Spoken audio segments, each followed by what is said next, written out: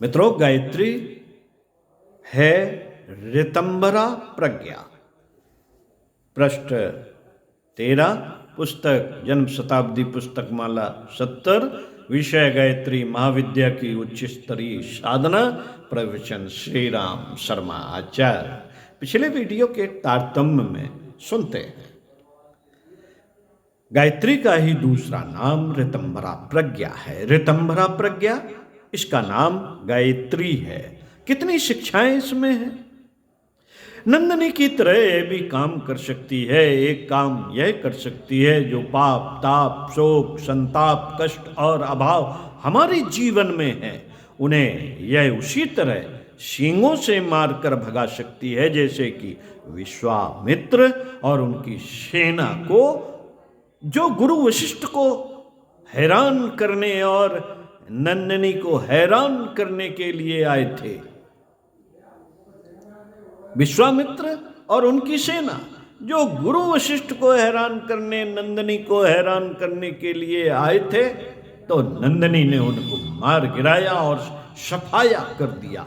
इसी तरीके से अपने जीवन की मौलिक कठिनाइयों और बाधाएं जो हमको रास्ते पर चलने में रुकावट डालती हैं, उन सारी की सारी कठिनाइयों को, हमारी भ्रामक मन स्थितियों को, भ्रामक यश लिप्सा को ऋतंभरा प्रज्ञा मारकर भगा सकती है। इस कहानी का यही अर्थ है कि यह मनुष्य की भौतिक और आत्मिक सफलताओं का द्वार खोल सकती है। अब आप आध्यात्मिकता की ताकत को देखेंगे, जो दुनिया की सबसे बड़ी ताकत है। इसके मुकाबले दुनिया के पर्दे पर कोई नहीं है, क्योंकि यह चेतना की ताकत है। जड़ की ताकत सीमित है। जड़ क्या है? जड़ हमारा शरीर है। जड़ क्या है? जड़ हमारा पैसा है। जड़ क्या है? जड़ हमारा व्यापार है। दिमाग भी हमारा जड़ पदार्थ का बना है, जिसे ज्ञानेंद्रिय कहा जाता है। ये भी जड़ है। पदार्थ की सीमा है। पैसे की शक्ति, बुद्धि की शक्ति, सब शक्तियां जड़ हैं। जड़ के द्वारा जो फायदा मिल सकता है, चेतना के द्वारा उससे हजारों गुना फायदा हो सकता है, लाखों गुना ज्यादा फायदा हो सकता है। चेतना की शक्ति अगर हमारे पास हो, जिसे हम ब्रह्म बल कहते हैं और आत्म बल कहते हैं, तो फिर उसका कहना ही क्या है। मित्रों, मैं कहानी का अर्थ समझाना चाहूंगा आपको, ताकि गायत्री की परिभाषा समझ में आ जाए कि गायत्री क्या हो सकती है एवं क्यों इसका दूसरा नाम ऋतंभरा प्रज्ञा है। एक कहानी सावित्री और सत्यवान की। एक लड़की बड़ी रूपवती, बड़ी कुलवती, बड़ी सुंदर, ऐसी सुंदर जिसकी ख्याति संसार भर में फैल गई। सभी राजकुमार उसे देखकर यही कहते गए, तो बड़ी सुंदर है, बड़ी सुंदर राजकुमारी है। यदि वह हमको मिल जाती तो अच्छा होता। लड़की के पिता के सामने सभी राजकुमार हाथ पसारने लगे और कहने लगे कि इसे हमको दीजिए। लड़की ने अपने पिता से कहा कि हमको अपनी मर्जी का दूल्हा चुनने दीजिए। अच्छा, तो आप चुन लें। ठीक है। रथ पर सवार होकर सेना को साथ लेकर सावित्री रवाना हुई। रवाना होते होते वह सारे देशों के राजकुमारों से मिली और यह पता लगाया कि हमारे लिए कोई दूल्हा है क्या। कोई भी दूल्हा उसको पसंद नहीं आया। जंगल में एक दिन निकल कर जा रही थी सावित्री रथ समेत।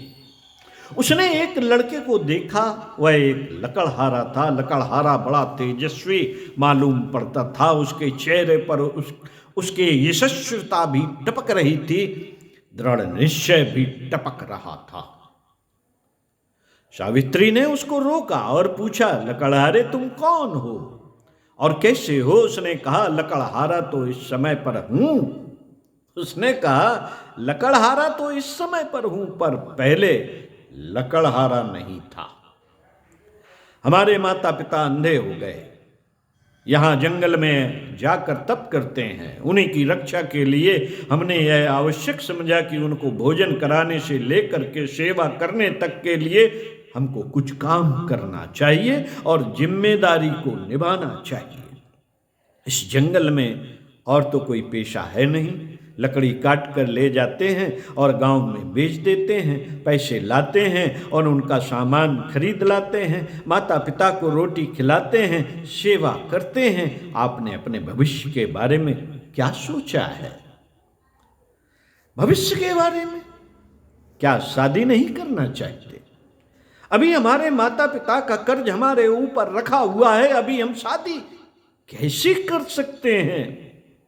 सावित्री ने कहा, तुम कुछ और नहीं कर सकते क्या? पैसा नहीं कमा सकते? पैसे कमा करके हम क्या करेंगे? कर्तव्यों का वजन हमारे ऊपर रखा है, पहले कर्तव्यों का वजन तो कम कर ले, तब संपत्तिवान बनने की बात सोची जाएगी या शादी करने की बात देखी जाएगी। अपनी सुविधा की बात बहुत पीछे की है, पहले तो वह करेंगे जो हमारे ऊपर कर्ज के रूप में विद्यमान है। इसलिए माता पिता जिन्होंने हमारे शरीर का पालन किया, पहला काम उनकी सेवा का करेंगे, उसके बाद और बातों को देखेंगे। पढ़ना होगा तो पीछे पढ़ेंगे, नौकरी करनी होगी तो पीछे करेंगे, या शादी करनी होगी तो पीछे करेंगे। अभी तो हमको कर्ज चुकाना है, कर्ज चुकाना है, माता पिता की सेवा करनी है। लकड़हारे की बात सुनकर राजकुमारी रुक गई। अब वह विचार करने लगी कि बाहर से ये लकड़हारा है, लेकिन भीतर से कितना शानदार, कितना शानदार है, कितना शानदार इसका कलेजा, कितना शानदार इसका दिल, कितना शानदार इसकी जीवात्मा। इसने अपने सुख और भौतिक सुविधाओं को लात मार दी और अपने कर्तव्यों को प्राथमिकता दी। यह बड़ा जबरदस्त है। लकड़हारा है तो क्या हुआ? लकड़हारे से सावित्री ने कहा कि हम तो दूल्हा तलाश करने चले थे, अब हम आपसे ही ब्याह करेंगे, अब हम आपको ही माला पहनाना चाहते हैं। वह हंसा। उसने कहा, हमको अपने पेट का तो गुजारा करना ही मुश्किल पड़ता है, फिर तुम्हारा गुजारा कैसे कर सकते हैं? उसने कहा, हम पेट पालने के लिए आपकी सहायता मांगने के लिए नहीं आए, आपकी सहायता करने के लिए आए हैं। हम बहुत बड़े मालदार हैं, हमारा बाप बहुत बड़ा मालदार है, हमारे पास बहुत सारा पैसा है, हम आपकी सेवा कर सकते हैं। यह सुनकर राजकुमार बोला, नारद जी बता गए थे कि 1 साल बाद हमारी मृत्यु होने वाली है। सावित्री ने कहा कि हमारे पास इतनी विशेषता है कि हम आपकी जान बचा सकते हैं, हम आपको संपन्न बना सकते हैं, आपको यशस्वी बना सकते हैं, हम आपको सब कुछ उपलब्ध करा सकते हैं, हम बड़े मालदार हैं। और सावित्री ने गले में माला पहना दी। क्या आपने सावित्री सत्यवान की कहानी पढ़ी है? पढ़ी होगी तो जानते होंगे कि फिर क्या हुआ था। राजकुमारी से विवाह करने के बाद सत्यवान के जीवन में एक वक्त ऐसा भी आया था जब यमराज आए थे और सत्यवान का प्राण निकाल कर ले गए थे। तब सावित्री ने कहा था, नहीं, यमराज बड़े नहीं हो सकते, हम बड़े हैं, हम बड़े हैं। आखिर सावित्री ने यमराज से अपने पति का प्राण छीन लिया था। आपने सुना है? आपने सुना है या नहीं सुना? हमें नहीं मालूम, पर यह एक कहानी है जो गायत्री का प्राण, गायत्री की जीवात्मा, गायत्री की वास्तविकता और गायत्री की फिलॉसफी है। आप इस फिलॉसफी की गहराई में जाइए। किनारे पर बैठकर गायत्री का भजन करेंगे तो उससे क्या मिलेगा? यह तो किनारे बैठकर किनारे का भजन है। अरे डुबकी मार करके गायत्री के भजन की वास्तविक स्थिति ढूंढ के ला, जहां से लोग शक्तिवान बन जाते हैं, चमत्कारी बन जाते हैं, वहां तक डुबकी मार। वहां तक डुबकी नहीं मारेगा, किनारे तक बैठा रहेगा। सावित्री किसे कहते हैं? सावित्री बेटे गायत्री का ही दूसरा नाम है। और सत्यवान, सत्यवान उसे कहते हैं जिस साधक ने अपना जीवन समय के लिए, सिद्धांतों के लिए अर्थात आदर्शों के लिए समर्पित किया, उस आदमी का नाम है सत्यवान।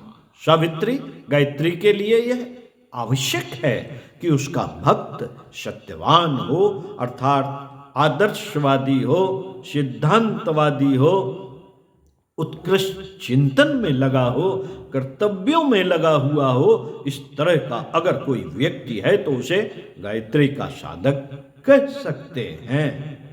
साधना के लिए पकड़ना पड़ेगा चेतना का स्तर, जहाँ शक्तियाँ निवास करती हैं, जहाँ भगवान निवास करते हैं, जहाँ आस्थाएं निवास करती हैं, उस स्थान का नाम, उस स्तर का नाम वह भूमि है जिसे दिव्य लोक कहते हैं, जहाँ गायत्री भी निवास करती है, चेतना निवास करती है, जिसको हमने ऋतंबरा प्रज्ञा कहा है। चलिए हमें ऋतंबरा प्रज्ञा ही कहने दीजिए। ऋतंबरा प्रज्ञा क्या है? वह प्रज्ञा, वह धारणा, वह निष्ठा जो आदमी को ऊंचा उठा देती है, ऊंचा उछाल देती है, जिसकी प्रेरणा से आदमी ऊंची बातों पर विचार करता है और नीची बातों से ऊंचा उठता चला जाता है, उसे ऋतंबरा प्रज्ञा कहते हैं। प्रज्ञावान के सामने आदर्श रहते हैं, ऊंचाई रहती है।